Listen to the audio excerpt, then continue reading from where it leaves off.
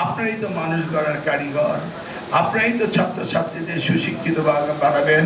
এই শিক্ষিত ছেলেটি যখন তার পরিবারের ভরণ পোষণের দায়িত্ব নেবে, তার পিতা মাতার অসুস্থতার দায়িত্ব নেবে, সমাজের সেবা করবে, সেই ভালো কাজের ফলটি নিশ্চয়ই যেই শিক্ষক আগ্রহ নিয়ে পড়াবেন লেখাবেন আপনিও পাবেন, তাই না?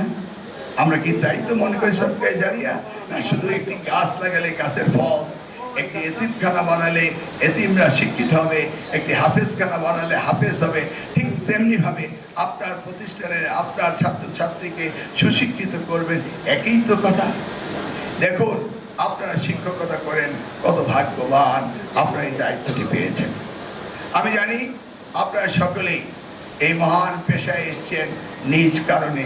যেমনিভাবে আমার একজন নেত্রী এই পৌর কর্পোরেশনের দায়িত্বপ্রাপ্ত, তিনিও বললেন আমি 11 বছর শিক্ষকতা করতাম মেট্রোপলিটন সিটিতে, কি করে আমি অনলাইন অফলাইন এডুকেশন দিয়ে আপাতত সমস্যা সমাধান করতে পারি।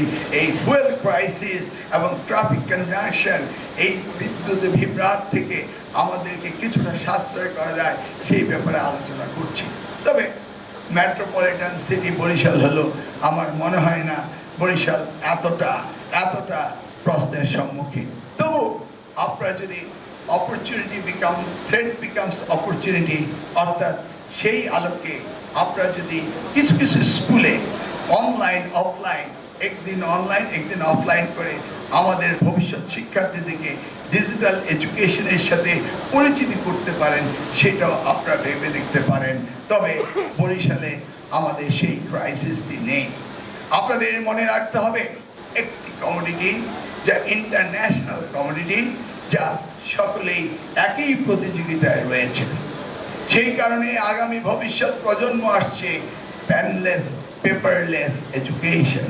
সেই জন্য আমরা ডিজিটাল এডুকেশনে কাজ।